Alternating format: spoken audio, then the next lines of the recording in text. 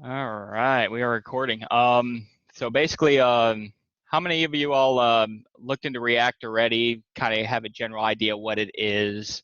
Um, kind of rough idea of what React and what problems it solves. Has anybody looked into that yet? If you have, give me a thumbs up on that thread in Slack there.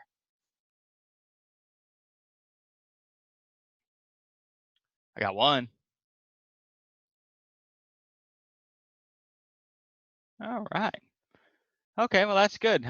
React, what it solves a problem is the problem with the web, the way it was before React really took weight, was anytime you had a user interaction, a request through a web page, web browser, it always required a refresh of the screen, sending data, waiting for data to come back. You know, that time, the infinite little loading screen that you all used to see and things like that. What React solves is it allows it to, it uses a thing called a virtual DOM. Now, you all already learned about what the DOM is and what it is. What React does is it makes a copy of that DOM, and it calls it what it's a virtual DOM. And React uses that virtual DOM to update the actual DOM in the browser, just little pieces at a time as it changes, without ever refreshing the screen. And how React does it uses a thing called state, app state. And what state does is it triggers like a re-render in React, but allows you to store things in that state as far as data that you might need for 3 or 4 pages deep in an application for a user. So rather than worrying about the network request back and forth, it instantly triggers a re-render from the virtual DOM, which posts to the actual DOM. Page never refreshes, and it's almost like instantaneous. So your user experience is just amazing compared to what it would be. This is where I'm sure you heard key terms like single page applications, where you can do everything on a single page app. That's what React does. It all works on a single page app. It'll route through the URL, but it never changes its home page. So that's the problem that it solves. So and truthfully, what React does is actually its name. It reacts. When a user interacts with it, it reacts and renders a new component or does some kind of little change almost instantaneously. And you can make API calls like with Axios in the background without the user even knowing that it's happening as far as loading goes. Let's see here. So the way I always like to start is I like to start with the documentation. Anytime you're messing with a new library, new framework, anything that's new to you, you're going to learn in this industry. Go to the documentation first. Just get a quick read of like how it works, how to get started, and that'll help you really fast forward it to when you're trying to use it and implement it. So we're going to do that first. I'm going to share my screen, and up here I have the React documentation. This is what you get when you get to react.js.org. And it gives you a small description of what it does. It's a component-based system. It's written in JavaScript, so it's really interactive with the web. And it's actually written behind, like what's happening behind the scenes is Node.js. It's actually what kind of like the engine it's running off of. And then it's interacting with the DOM via that framework. So yeah, it even says renders on a server using Node. Apps with React Native. We'll get into React Native maybe another time. But here's a simple class component. Now this is almost like legacy code at this point. We use functional components almost for everything we do in React since the invention of hooks.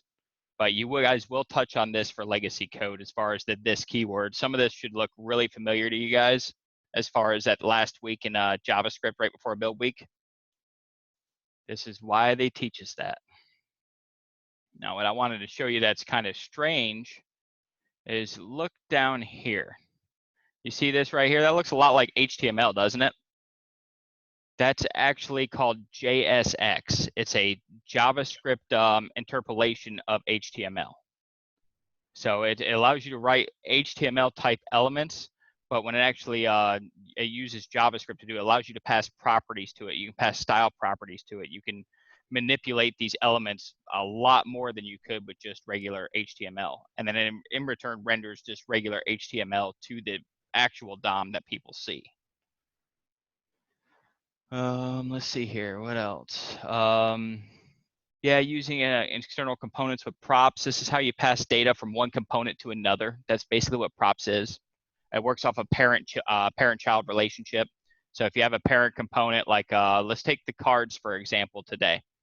Let's say in our sprint challenge, we made a bunch of cards that relevant to like JavaScript, jQuery, Bootstrap, and you built one component that made all those cards. React would be the same thing, except you'd build that component in a completely different file, and then you would bring that component into a parent container that contained those cards, and you would in turn render them by passing them the data that they need and mapping over them with an array method to render however many you need or how few you need. That's pretty much how that works. So you can build out multiple components. It allows you to conditionally render components depending on conditions and state as well. So if you only wanted to render, like I think they had a stretch goal for data attributes today. If you didn't want to use that, you can actually render it by a filter method using state in React without even needing the data attributes and just clicking on which one you wanted, and it would just turn around and re-render each one of those, filtering out which ones belong to which topic. So next thing we do is let's get started. Let's see what it says. Try React. They give you CodePen, Code Sandbox. You can go to these if you want to play with React. Code Sandbox is my favorite because it's like VS Code on the browser, and they have plugins and stuff to where you can just start a React app up right away. We're going to create a new React app from scratch today, using our terminal, putting it on our computer, so on and so forth. So I'm going to go over that with you guys too. Yeah, I'll go over the script tags with you guys, but that's about really it as far as this goes. You can go into more depth if you want to read it. It's reactjs.org. But let's go ahead and get started. Let's just get started making one. So to start a React app, first thing you need is your terminal. Everybody should be kind of familiar with this terminal now, or versions of it that you're using on your computer. The terminal is what we're going to use from this point forward to add node modules, which are dependencies that React would rely upon to do different things and to bring in different libraries and use like different styling, so on and so forth. You're going to be installing all those via the terminal, via the command line. And that's also how you start a React app, is by the command line, by the terminal. So you can see right now I'm in a folder called Lambda School. You guys might keep your project in different folders and stuff, and I encourage you guys to code along and do this if you want to as well. So how you start a React app is we're going to use yarn. So you just type in the command yarn create space react-app and then space again, and then the name of the application, whatever your name you want to give it. Like this is the folder that it's going to create. That's the name of the folder. So we'll call this Web29. How about that? Now it will get picky. It will not let you start it with a capital letter. And I believe it does not like hyphens either, but you can use underscores. And the beauty of React in the command line is if you try and start one with a capital letter, it'll try and run through its motions and it'll throw an error and tell you exactly you can't start it with a capital letter. So it's got a good way of letting you know when things are awry. But once you do that, you just push enter, and then we're going to see some magic start happening. It's actually going through and it's fetching and installing all the proper node modules that are needed for this application. And React app installs a lot of boilerplate and frameworks and stuff that you'd be using in the future. It installs testing libraries. It creates a lot of things, and it actually renders right when it's made. You can render the app right away, and it'll say get intro into React, and it'll have like a little spinning React logo. So, matter of fact, I will put that in the chat. Let me find it here.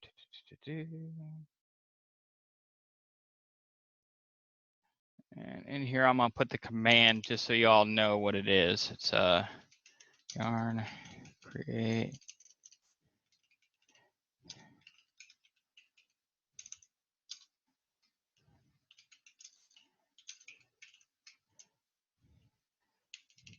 All right, I'm gonna put that in the after hours channel so you guys can reference later. So now it's done, and it even gives you a little message that says "Happy hacking, done in 53 seconds." So let's CD, or I'm sorry, let's get back into my terminal. Let's CD into that folder that we just made, Web25. I called it Web25, didn't I? Even though it's Web29, show you how bright I am, right? So now we're going to ls into this. You can see that it's got a node modules folder. It's got a package.json file, a public folder, a README, a source folder, and the yarn lock file, which is tied into yarn. That's how it recognizes your package manager. So let's have a look at this stuff. So we're just going to type in code period and open her up. And what I will do now is I'll minimize this. I'll break this out. I'll pin this over. I'll bring this over here, and I will pin that way. Everybody see that okay? Everybody good? All right, cool. All right, so let's start exploring what we just installed. This is everything we installed right here. We'll go into public first. We'll check that out. All right, favicon icon, that's basically your little icon that sits up here. It's got some logos that it pre-implies for you. You can even click on those and it'll show you. It's just a React logo. The robots, a lot of the stuff you don't have to worry about, but let's look in the index HTML because we know what index HTML is at this point. So let's check out what that is. So a lot of this you'll see in the head is like the icon that it brings up. It's got the viewport in there already for us. It pre-installs that for our responsiveness. It gives you a name where you can actually type the name of your app in and change that. The link to the icons. So this is all that, and the title. So I always like to change the title first because I never like to render a page that just says React app. So now we'll give it the real name, 29 intro. And this will basically just display at the top in the tab when we do that. Now here's the thing that you're going to see that changes. In the body, first you have a no script call. It says you need to enable JavaScript to run this application. And then the only other thing you see HTML related is that. And that's a div with the ID of root, and it closes immediately. And there's nothing else on this HTML page. But this is the staging point for React. This is where your React app gets inserted. Almost like you did a document query selector this last week. You would do document.query selector ID of root, and then you would append your React app. That's basically what this is doing. And this is the staging point. This is where React compiles into HTML and gets put in. So this is what the browser will see, is all this HTML that's changing from React. But that's it. So let's save that. And we'll close up the public file. And we'll look in our source file. Now the source file, some of the stuff you don't have to worry about, like the service worker, the app testing, that you'll get into that well later in the curriculum. But you can see it's got a CSS file already that allows you to style this page. It's got the app CSS and the index CSS. App CSS is just some basic font boilerplate. And that's where you can put your main styling if you're styling a page, but app CSS also has the styling for the app, like from the staging point app on down. You see a class of .app, app logo, all these classes. Even got some keyframes. It's got some animations in here already, and I'll show you what they are in a minute. But the way JavaScript recognizes like the source file in any folder is by the word index, or the internet for that matter. It looks for index first before, unless it's told to look for another name. So the staging file for this is index.js. And this is where your packages come in for React. You see they're bringing in React from React, bringing in the React DOM from React DOM. That's the actual virtual DOM that it's going to use. You can see where it's importing app. That's like the main container of our application. And then here it's calling that DOM element to render that app. And if you look, this kind of looks familiar to you guys. It's doing a document get element by ID root. It's basically saying, let's go get that. And that's where we're going to put this. And then we go into app.js. This is where you start seeing some like HTML like elements called JSX. You can see you can type regular text in here. Yeah, there's a lot you can do with this. And then it's exporting that app name. And that's how it imports it into index. So where you see the import app right here, it's getting that from this export default, which basically is just meaning export default app, which is exporting this app function. Let's open up a terminal in VS Code, and I will show you guys real quick how you want to start a React app. Like let's say, almost like live server in VS Code, you're not going to use live server anymore. You're going to actually render this React app and watch it change as you save files. And the command for that is yarn start. And if you watch, it'll start compiling a script, and you'll see the web browser change with the default React app web page with its animation. And there's your web page, basically the way it's starting. So any questions on that thus far? If I'm going too fast, let me know. If not, I'll just keep on rolling. All right, cool. All right, so now we have our page running, and this will respond to our changes instantaneously, just like live server does. Anytime you save a file, you'll see stuff change here.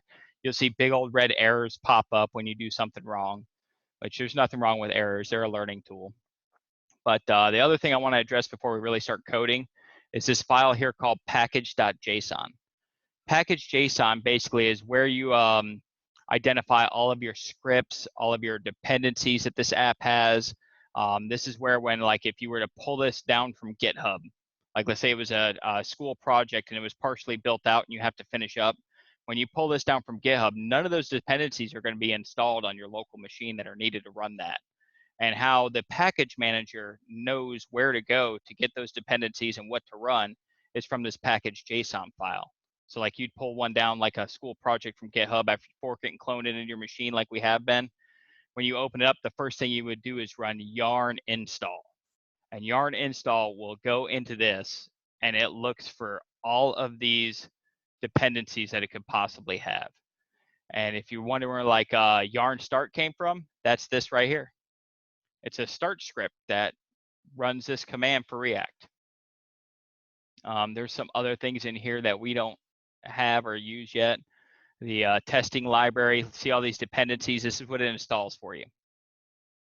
So we got the scripts, DOM, and React. So like we're not going to use it today, but let's just let's kill this terminal.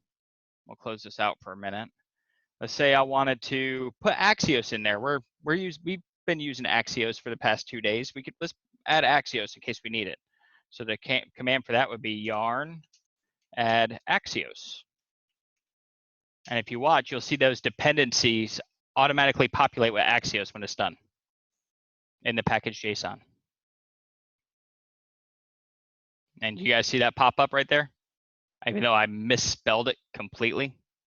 So that's awesome. So we're going to do a yarn add the right Axios.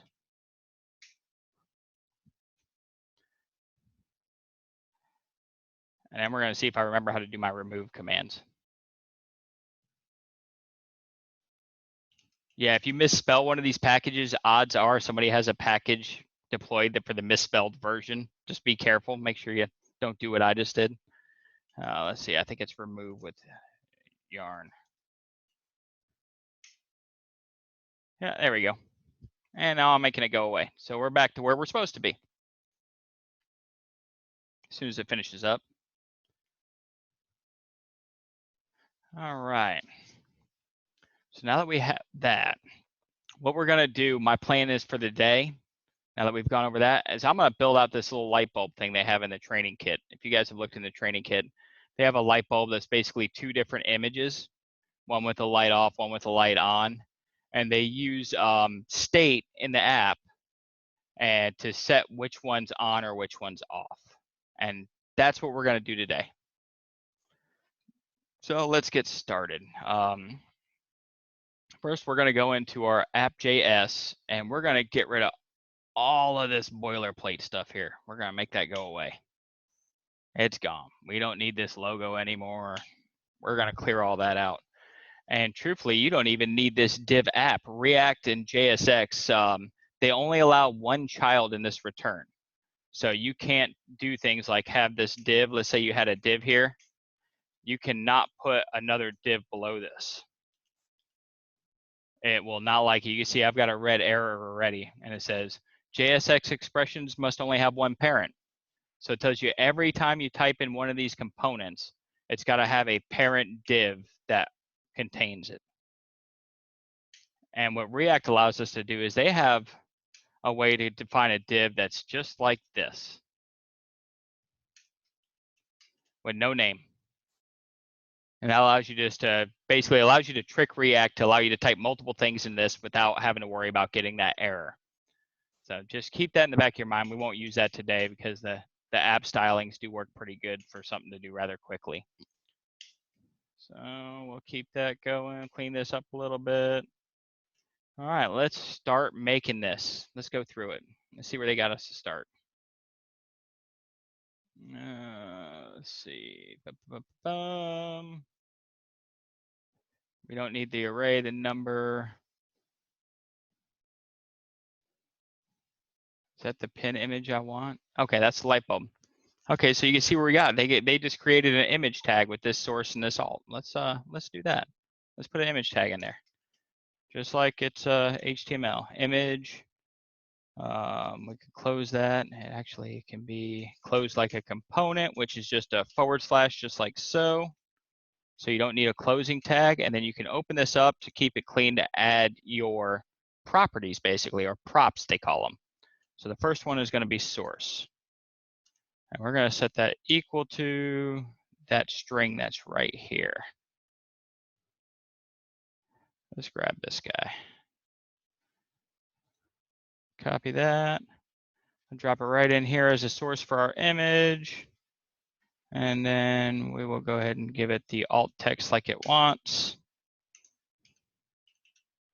Equals light bulb. All right, let's save that. And let's fire this thing up and see what happens.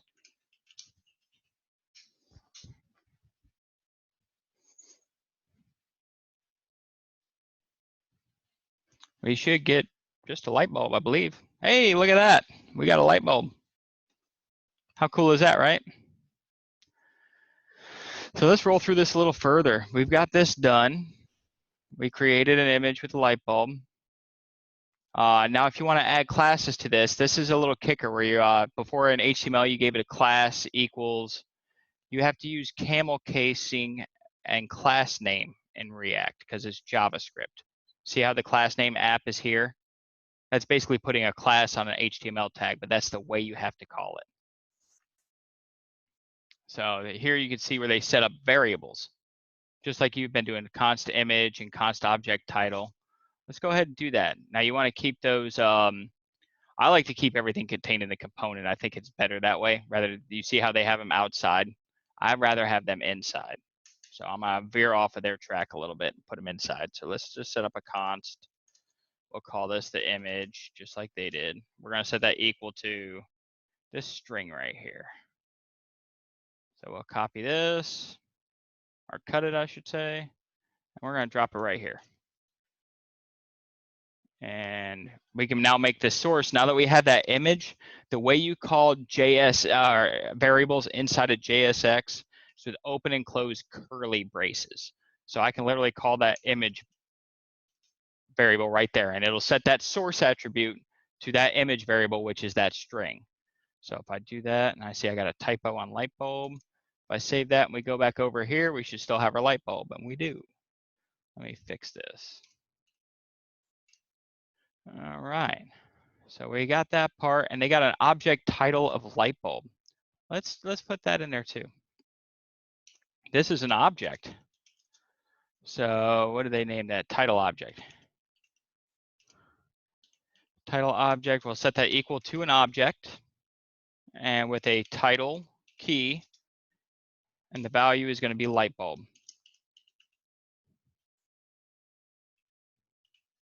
With a little exclamation point. So we have that now. Now they're building an H2. You see they got a little H2 element in here? And they're going to use dot notation basically to give this thing a heading. So we can do that too. We can go H2. And to call anything, anytime you call anything JavaScript in here, you got to have the open and close curlies. So I'm going to call the title object. dot notation to get to the title key, which will give me that string value. So now if we go back into here, we have our heading of light bulb. Are we having fun yet? I'm just not used to talking to myself like this. Sorry, guys. I'm having fun. All right. All right. So, and that's how you define JavaScript in JSX. Anytime you're going to write, just always think of it this way. Easiest way to think about it is the moment I type in return, anything below there is JSX. If I have to use JavaScript in here to conditionally render something, I have to have it inside of these open and closed curlies. I might even show you guys today, if we have some time to do it, and so on and so forth, how to write actual JavaScript functions inside of JSX to check conditionally rendering things and so on and so forth. Well, let's get through this training kit exercise first. So we've got all that. That's all working. So JSX is so powerful. Yeah, woohoo. All right, now if we look down at this next screen, what they're doing is they're bringing in the white bulb and the yellow bulb, so basically off and on, and they're assigning it to two different different strings there. So let's do that. We got the, let's see, the one that we have now is yellow, so let's just rename this one to yellow. I kind of like that object, so we'll keep that. Then we'll make another one called white. We'll set that equal to this other string.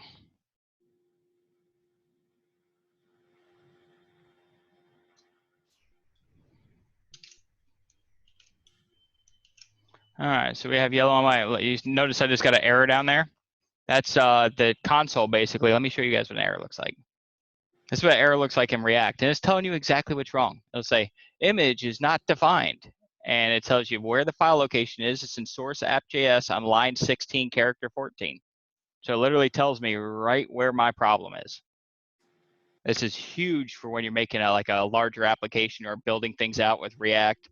I know a lot of you guys remember the CSS with the less watched compiler, where stuff just wouldn't be working and it wouldn't tell you why. You just kind of had to comb through your code and figure it out. You don't have to worry about that with React. It will tell you when it's got a problem in big, bright red letters. So that's actually a great tool. I like it. I like having the errors. So let's get this back to where we were. We're going to make this image source. We're going to set it to yellow. And that should fix it. We should get our yellow bulb. Cool. All right. Now we can shorten this up a little bit to clean it up. That way we can add another image tag. So we're going to copy this. Oh, a little stranded one there.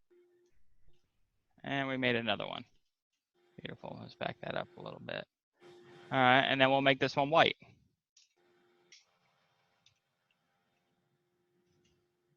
So now we should have two bulbs. We do, but they're both yellow. What, did I copy the wrong one? I did. Look at that. Shame on me. I needed this one. That's awesome. So this is our white bulb. Now let's see what we got. Yeah, there we go. We got a white one and a yellow one. We went completely backwards to the training kit, but that's okay. So now you can see where we're displaying multiple image elements. We got them from just assigning them to variables. Let's see here. We're going to be introduced to something called useState.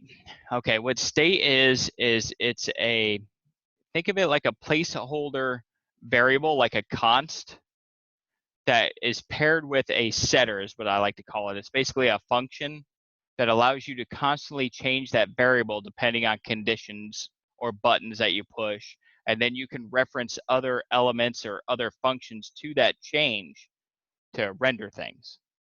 So in order to bring in useState, we have to call it in from React. Anytime you use something, you got to bring it in first. So we're going to bring in useState. And what we're going to do is we're going to define that useState down here by calling it const. And this is defined with square brackets. The first parameter that you put in useState is the variable name. So we'll call this light on, just like they did, light on. And then the second one that's going to be returned out of use state is the setter, I like to call it. And they call it, this is normal convention, set light on. And we'll set that equal to use state, user state, that's awesome. Okay, use state, and you can give state, you can give in here, you can give a default value to this. So like if nothing's happening on the page yet and nothing's going on, you could set a default value to state in here, or you could leave it empty. I like to give everything a default value if I can, and we're gonna set this one to false. So basically when this page loads up, light on variable is false. And now we're going to, we have that set up. Okay, now we're gonna create a function here. Yeah, let's create a function. So we'll do that below all of our const values that we have here. And I'll try and put some comments in here for you guys. This is state for the app to toggle light bulb, which is exactly what we're going to use state for. We're going to toggle the light bulb on it. And then this one is going to be, these are the variables. Man, I don't know what it is. I can't type today. It's probably because it's Friday. Variables for the image URLs of the bulbs. All right. So we're going to go down here. Let's make our function. So let's build a function. We're going to call it const. Let's see. Do I need a helper function? Yeah, we're going to create a helper function. I'm going to call this toggle light. All right, you know what? To make it sound a little better, we'll call this light switch because that's exactly what this function is going to be doing. It's our light switch. And it's going to be a fat arrow function that's going to do something inside of here. So what we're going to do is we have this light on, which is basically our const variable that comes out of use state. And then we have this set light on, which allows us to set whatever this is going to be. And I'll show you why I like to set a default value here, because what we're going to do is we're going to call that function set light on. And inside here, we're going to pass in an exclamation point and light on. So what this does is whenever this function calls, it's going to say, I'm going to set that use state light on to what the exact opposite of whatever its current value is. That's what that exclamation point means. So if it's false, it's going to set it to true. If it's true, it's going to set it to false. And we can check this out with a console log and a button. We should probably set up our button first. So let's I'm probably getting ahead in the project here. I don't even know if they'd use the button. Let me see.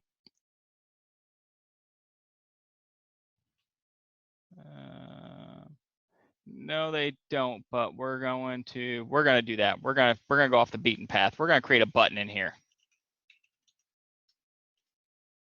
Our button, our text is gonna be, we'll call this a light switch.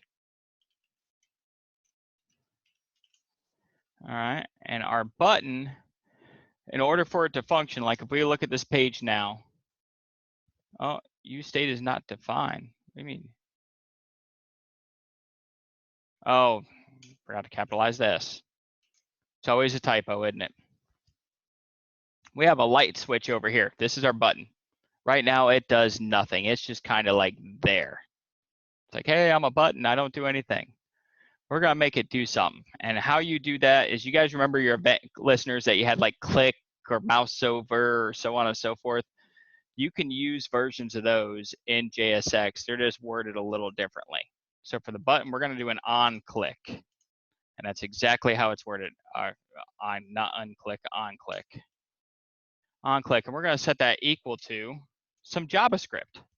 And our JavaScript, what we want to do is, these always take a callback, the click methods do. So we're going to make that a fat arrow function, and we're going to call it a light switch. That's exactly what we're going to do. So anytime we click this button, we want to fire that light switch.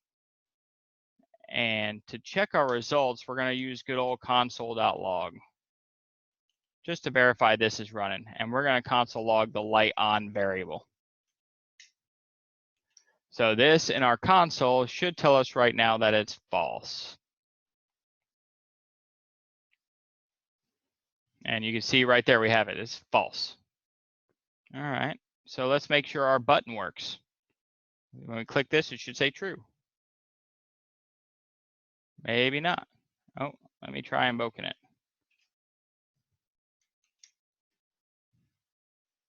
There we go.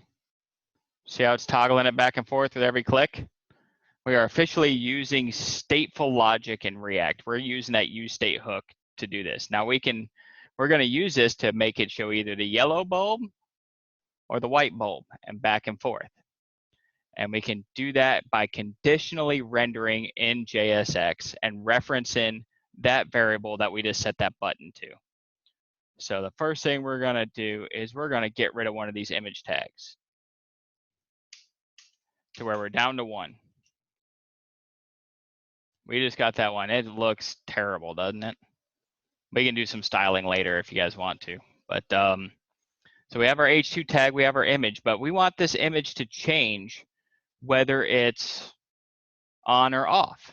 So like right now it's off, but we have the on one. So let's go ahead and just get that set up to off so it matches. All right, so we want to conditionally change this. So we can do that right in here in this source, because this is all raw JavaScript right here. I'm going to introduce you guys to what they call a ternary operators or shorthand. So we're just going to type in light on with a question mark. This is basically the start of an if-else statement. So what JavaScript sees when it sees light on with a question mark, it's going to say, is light on defined?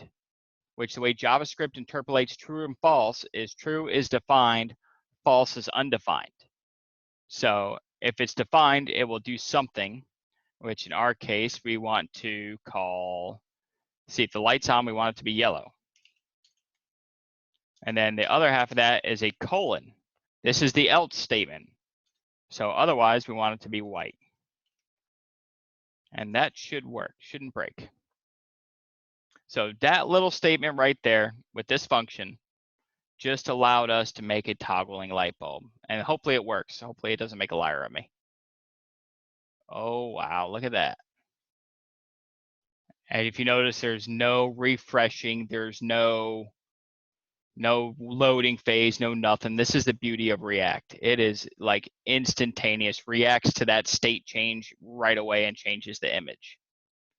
So any questions on that? I'll open up for questions for a little bit.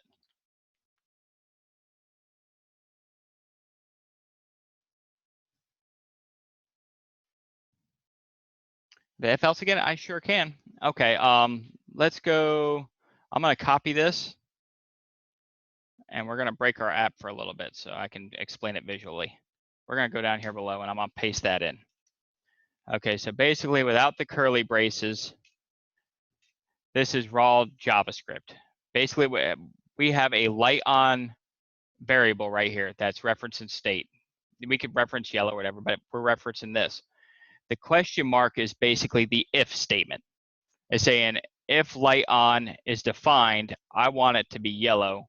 Otherwise, I want it to be white. So if I were to write this in like an if else statement like you guys are used to, it would be like this. It'd be like if light on, I'm going to call yellow, and else I'm going to call white.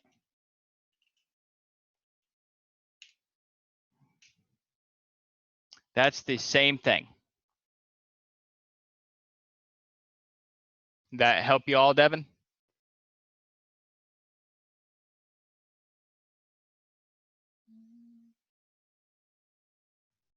Cool, very cool. All right, so that's basically the shorthand.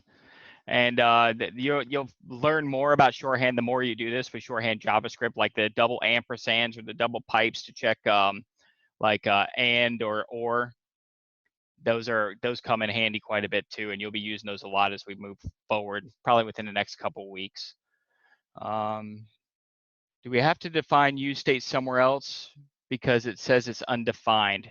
It's probably saying it's undefined because if you followed along with me, I forgot to capitalize this S.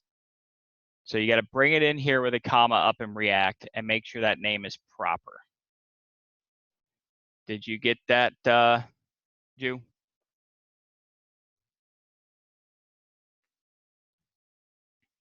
Yeah, I got it, work. Thank you. Cool. All right, perfect. All right, anybody got any other questions? Because we're going to move on to passing props after this.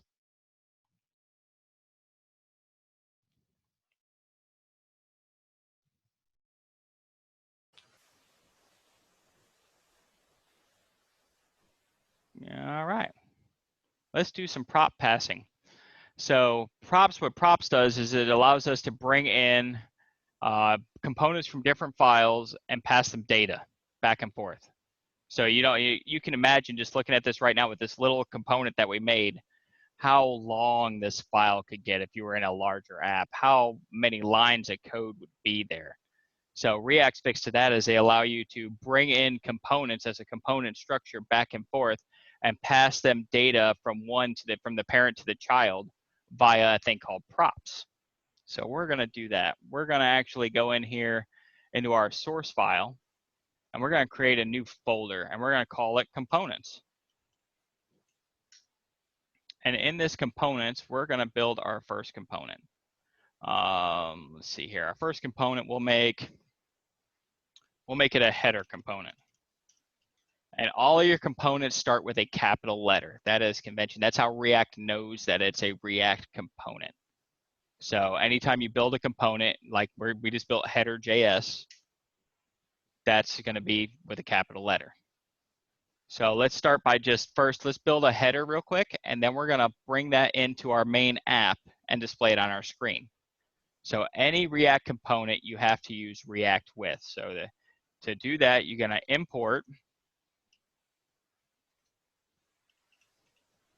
React from, and in quotes, React. So now we have React. And then the next thing you do is you define your function. So we got a function that's named header with a capital letter. And it's just going to look like a regular function. And then you have to export that function so you can bring it into other places. So we're going to export default the header. Now, before we get too much further, let's build out the header. The header is not going to really carry any prop data, but you always have to return out of the function, and this is where your JSX goes. So we all know that it has to start with a parent container. So we'll just use the basic React one.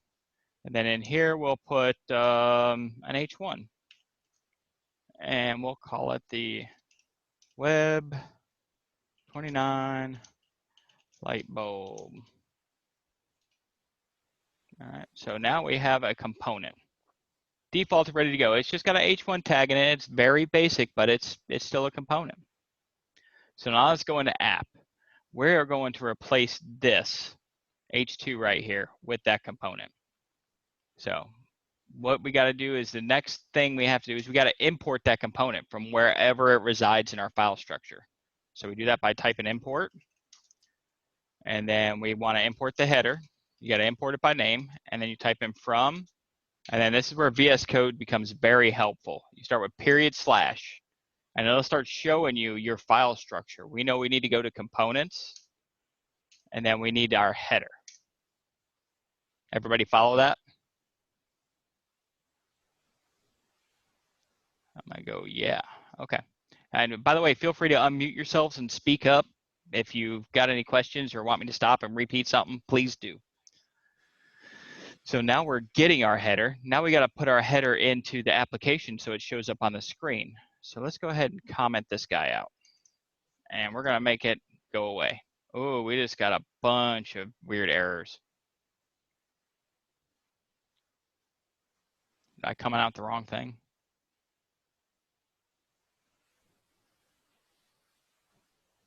No, I didn't. Let's bring that back and see if it comes back. Oh, it's because of this. Yeah. There we go. That's better. Yeah, it did not like my little explanation down there. So let's comment this out, and you'll see our header's gone. Well, we want to use our new header component. And how you call that is just like this. And that calls this header component that we imported in right inside of this div that's called app. So if we do this, we should see it show up. And there it is. So we just successfully created a separate component in a completely separate folder, a separate file, brought it in here and displayed it to the screen through app.js. Now let's build another one for this light bulb and how we want this light bulb to work.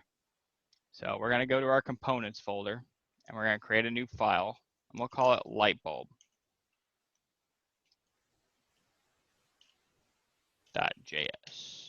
So first thing we got to do is import React from React.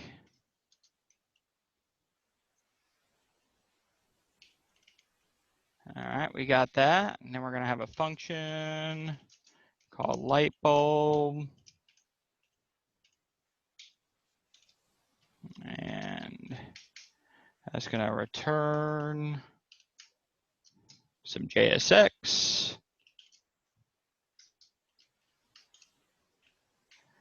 All right, and then we want to export it right away. Get in the habit of typing in your exports right away because you will forget, and then you'll be doing this and you'll be going, why is nothing working? I don't get it. I'm getting this error. Everything looks great. And most of the time it's because you forgot this part.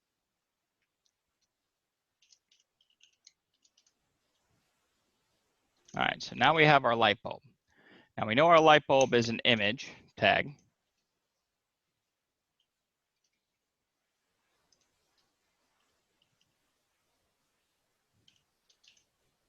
Okay, and we know we want to give this the data just like we did in app. We don't want to have to worry about all that. So we have to pass this what is known as props. We have to send our light bulb the data from its parent app so it knows what to do. So we're going to pass this several props because we have everything staged up here just to have a real good example of how it works. So the first thing we'll do is we're gonna import our bulb in first.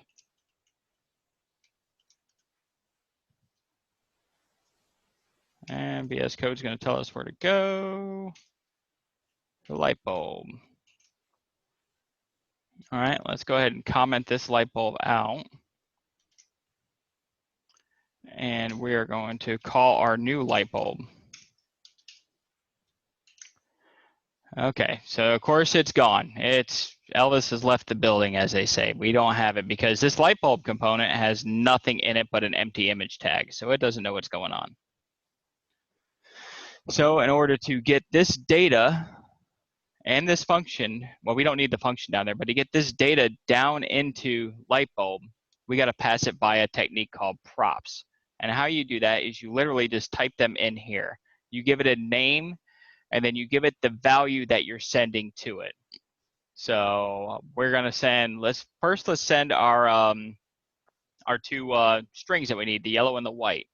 So we're going to say yellow equals, this is the name that we give it. So this is the name that we'll pick up on the other side.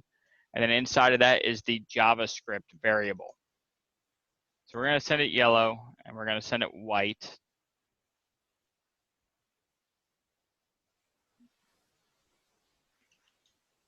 So now it's going to see both the colors. And the next thing I'm going to send it is I'm going to send it that light on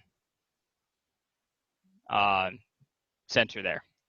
So we're going to send that because I want it to watch that because in our component, we're going to want to know what color to make this. So we're just going to make light on equal light on. And now we have all those components in there. So if we take and let's get rid of this console log because we already know that works. And we're going to go into our light bulb. And how we access these, we passed them in here, but in Lightbulb, we get them via method in here in your parameter of your component called props. And we're going to take a look at what props is, because we're going to console.log those props. We'll go over them. So now we're going to get our props. And if you see right here in Lightbulb JS4, these are our props. It's an object. So right away that triggers me. We're getting back an object, almost like an API call. We have a yellow key, a white key, and a light on key. So we have everything coming in right there via props. And how you define things. Oh, go ahead. I have just like one little question. Shoot. What does export do again? Like I'm kind of like a little, is it just like returning or? Export is basically exporting this function out to be used somewhere else. Tells us we want to export it out. Okay. Yeah, without this export, you cannot import. Okay, I see. That makes sense? Yeah, you have to export, Yes. import, just like the trade industry. Exports and imports, Okay. you got to get them in there. Yeah, I got it. George Cool. Costanza, I got it, yeah. Right. So we have props. All right, cool. Now we got to use these. Now there's many different ways you can do this. You can call it destructuring, which I'm a big fan of because it cleans the code up. So let's say we want to use all three of these in this image component. But let's say our props had like, let's say for some reason we were sending in a bunch of like router props and it was just really thick. There's two ways you could do this. Like let's say I wanted to make this image the white bulb. I can literally say source in this image equals, let's go and open that up. We can even, and you call it just like the object you're getting in. The object's name is props. Props.white. We should see a white bulb. Yep. And the same thing goes for yellow. You see a yellow bulb. So you're starting with props for the object, but there is such a thing called object destructuring when you want to like parse these things out so you're not typing props like 50 times for your component. And that's what we're going to do. We're going to set up a const, and it starts with curly braces for the object. We're going to call this white, and it's got to match those key values. White, yellow, and what was the other name of the other one? Light on. And we set that equal to props. And what that just did is it made it so we don't have to type this props in anymore for those three. Now I can just call it as yellow. And I get yellow still. And I can just change that to the white. And I get white. So does that make sense to everybody? Yes. All right. So now let's take our conditional statement that we wrote. Where's that? Right here. This guy. We're going to copy that. I'm just going to put it right in here because it should work just the same. We're sending in those values just a level deep. So now we're using all three of our variables that we needed. We're rendering that, and we should see this work. Just like that. That is so cool. Yeah, can you guys starting to see the power that React could have? Like having your form components in different components. You can have like screens, images over here. You can start subbing things out into different folders to keep it more organized and easy to read and bringing them in as you need them. Yeah, it gets real powerful real fast. So at that point, all this stuff, we just eliminated all that to where it's basically gone. All we have is just that's normally what you're going to see in app.js when you start doing this, is just all the components that you're bringing in. And you can sub components in for components too. So like, we can even go a level deeper. Let's make another component. I'll show you that. Well, make another new file. We'll call this, this is probably just going to be a text thing. We'll call it is bright.js. This is going to be just another real simple component, but what we're going to do is we're going to have it display some kind of text whenever the bulb's on. So we're going to import React from React. That's going to be in quotes. All right. And then we're going to write a function. We'll call this is bright. Is bright.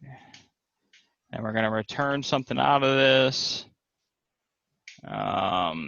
Since this is going to be just a single liner, like another H1, let's say. Let us do that like that, and we're going to say the light is on, and we'll save that. Oh, I almost forgot my exports, and then I'd have been like, man, why doesn't this work?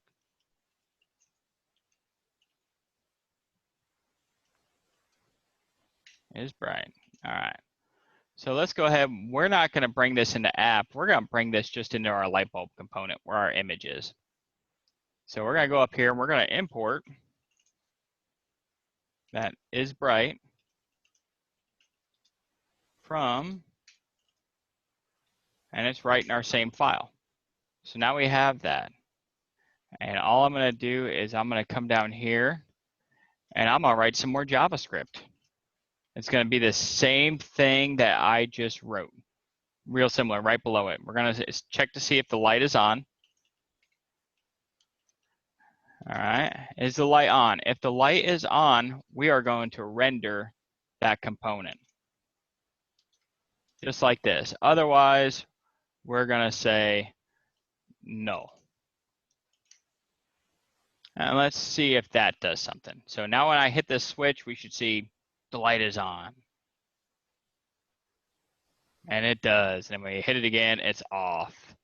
And on and off. So you see, you can bring components in. They don't have to just go in app. You can bring them in subcomponents to subcomponents, and you can really build out what is known as a component tree to just build this out in any way you want. And when it gets really in depth, you'll see where the state management, things like that come in as well for doing that. But the method that you see up here too, I want to touch on that, like where we import React and use state up here. That's the same method you use to bring in packages too. Like let's say we wanted to use Axios in the main app. We could import Axios from Axios. And now we have use of Axios if we wanted it, without having to put that CDN into the head of the HTML page or any of that. It uses our package manager and our node modules to do it right here, right in React. Let's see here. And we've been at it less than an hour and we got some pretty cool stuff going. Let's check the training kit, see if there's anything else from day one you guys are going to go over that I might miss. Because I think we just did that whole starter project.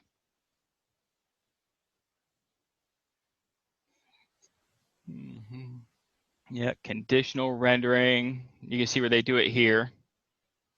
They did it with actually rendering two separate components. You could do it that way too. I just always found it was easier to watch it with just doing it right in the source file. There's so many different ways you can do this.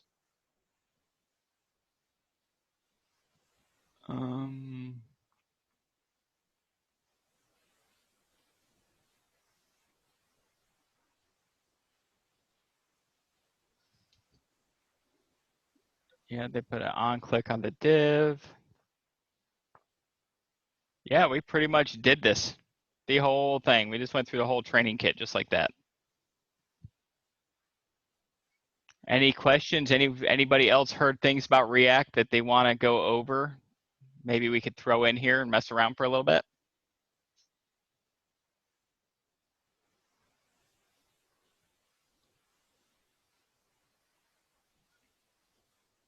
You know what? I got one more thing I'd like to introduce you guys to while we're here. If you guys got time, let's make an Axios call since I've already got Axios imported. Who wants to check that out? Actually, how you make an endpoint call in React. I do. All right, cool. To do that, React, the way, because it's reactive and we use state to define things, it can get easily tricked into infinite loops and continuous re-renders, which create a little bit of a problem. So they have a tool to manage these side effects, and it's a hook called useEffect. And what that does is allows it to monitor state or certain variables or certain conditions and limit the re-renders and the way things work. So we're going to bring in a useEffect hook also from React. If you look at it, it's brought that in right with useState, destructured from React. So we're going to come in here, and we're going to move this down a little bit because we're going to start some new stuff. We're going to set up a const. This is going to be another useState call. We'll call it the API and set API. Because this is where our data that comes back from whatever API call that we make, this is where we're going to put it. It's in this state variable, so we can pass it around and do whatever we want with it. So we're going to set that to useState, and we'll give that no value for the moment. And then the next thing we do to make this Axios call, especially on a GET request, because a GET request, if you don't do it properly, you can start hitting that thing over and over and over again, and you can reach your API limit in a matter of minutes, and then you won't be able to use it for a while. So you want to use the useEffect hook anytime, especially you're doing a GET request over the internet. So how we do that is we call useEffect. And useEffect is a callback hook method. So we got to put a callback in here right away. And the first thing we do when we call useEffect is we go down here. If you guys remember your array methods, the reduce method, how it had that dependency variable with the comma space at the end, we're going to do the exact same thing, except it's going to be a dependency array. And when you leave this array empty like we just did, that basically means useEffect is only going to fire once. It's only going to fire when the app initially renders. So that way we can put our endpoint call in here and know that when we load this app, it's only going to fire whenever the app renders for the first time. So we won't have to worry about hitting it constantly. So inside here, we're just going to do our Axios .get. And what do we want to go get? I don't know, anybody got a good choice of an API they want to go get?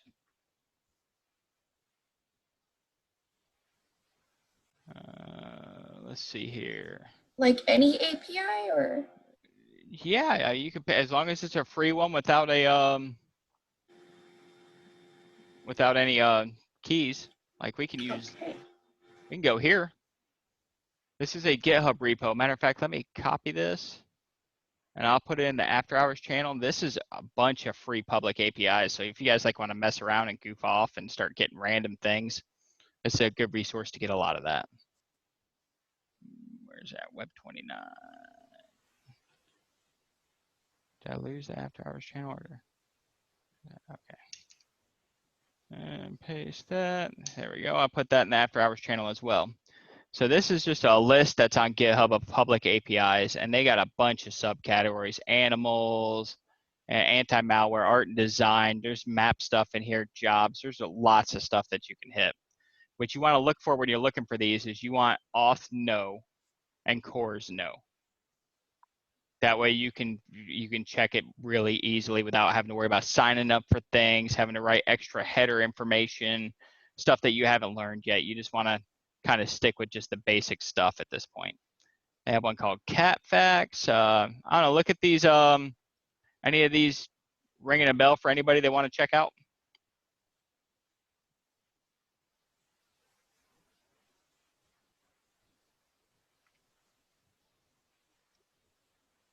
Cores unknown. Oh, that looks interesting. The goat one. That looks cool. Who wants to go check out the goat? Let's check out what place goat's all about. Okay. If you know the width and height, you can do it that way. If you want it square. If you're daring. What does SE mean? I don't know. Let's grab one of these. Let's say, let's get a 200 by 200 image. Let's just put this in here and see what happens. We're going to put it in Axios. All right, and then we're gonna do our dot then and our dot catch. So dot then, just like you've been learning, you're gonna get a response. We're gonna console.log that response. And then we're gonna dot catch, because we wanna know if we have an error. And we'll console.log that error. All right, so now when I save this, we should see some stuff happen here. Oh, wrong thing to save. Okay, we got a reference error. Blocked by CORS policy. Ah, man, we can't use that one. Bummer. That one looked like it was gonna be cool too. So where I'm saying check for CORS, that one said unknown. Yeah, we could change that unknown to yes, it has it.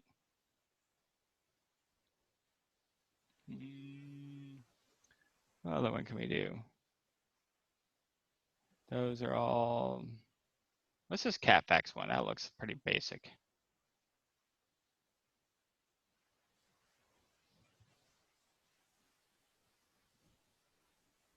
It's the docs homepage. They don't give me a URL. What do they want me to sign up for something? Okay, here we go. Base URL for CatFax. I'm running on free Heroku Dino, so yeah, okay. Retrieve and query facts, get user data. Let's see what this one gives us. We'll bring this, let's copy this. Let's put it over here. And we'll give it a / for the facts. And save that. See if we get something else in our log. We got an error failed. What if I refresh it? Man, we just can't find an API today, guys. It's kind of a bummer. I might go back to Old Faithful, the good old Chuck Norris repo. Let me find that one.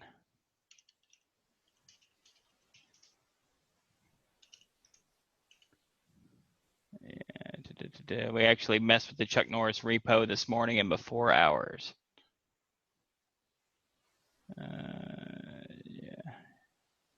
Yeah, let's do this one. Copy link. And what this does is it gives you a random Chuck Norris joke. So if you look, we just got back a data response, similar to what you guys were getting back today. And in that data, gives us a categories array created at. Data is normally where all the stuff that's relevant to you is going to live. And that's kind of an offensive Chuck Norris joke. So let's refresh again. See if we can find one that's not a little more PC. Oh yeah, here's one. So the value is the joke. It says Chuck Norris is the reason Osama bin Laden is hiding. So this we can actually render to our screen. Let's say we wanted to put this in when our light bulb is on. And we just made this API call. So what we would do is over here in our code, we're getting this. We want to set this stuff to our state variable, this response. So where you were doing today, like you were rendering cards to the screen and you were doing all that through the Axios.then call, all we're going to do in here is we're going to call set API, and we're going to set it to the response.data.value. I believe it's value. So let's do that. And then if we console log that, log API, and we'll get rid of our console log and our response to keep things a little uncluttered. We should just see that value of the joke pop up. And that's right here.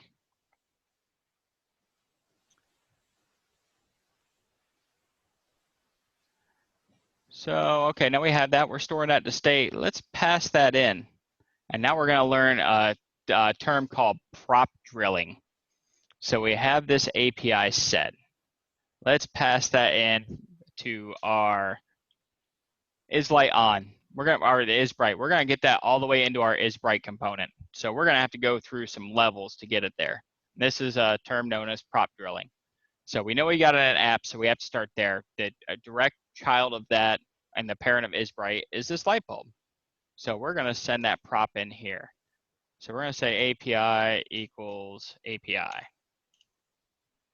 So now we have that prop in this light bulb component, and it should have showed up. It did in our console as one of the props that we can get. But we don't want it here. We want it in this isBright component. So that's where we call it in. And we can add that to our destructure up here, or we can call it by props dot in here.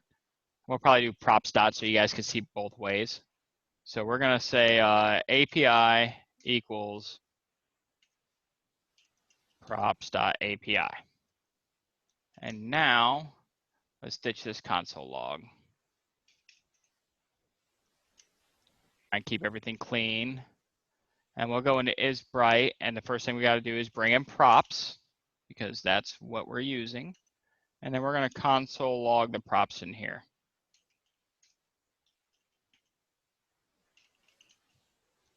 And let's make sure we get it.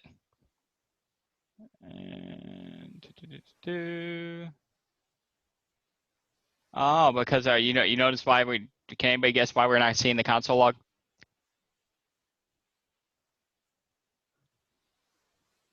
Have we not import?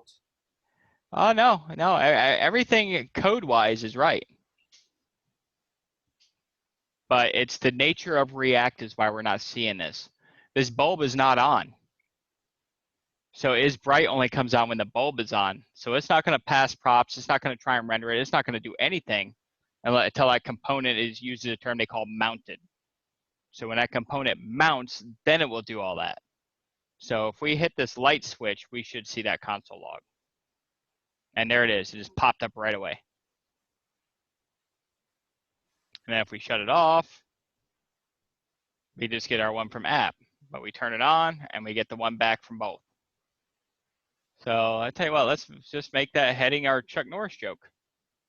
So we're going to go in here into our H1 that we created here, and we're going to call props.api, which the value of props.api is a string and should render to that H1.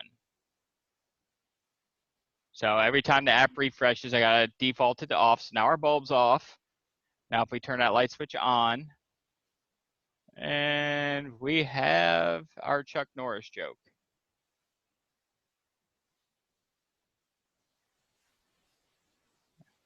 And that's how that works with an API call. So we're actually getting information from the internet through a use effect hook, through Axios. We're setting that to app state, and then we're passing that multiple levels via props. So we're passing that into our light bulb, which basically comes in here as just a pass through and goes right into our isBright component. And then in our isBright component, that's where we actually use it. Any questions? Did I completely confuse everybody? Let me know. Tell me how you guys feel, because that's pretty much the end of it for the day.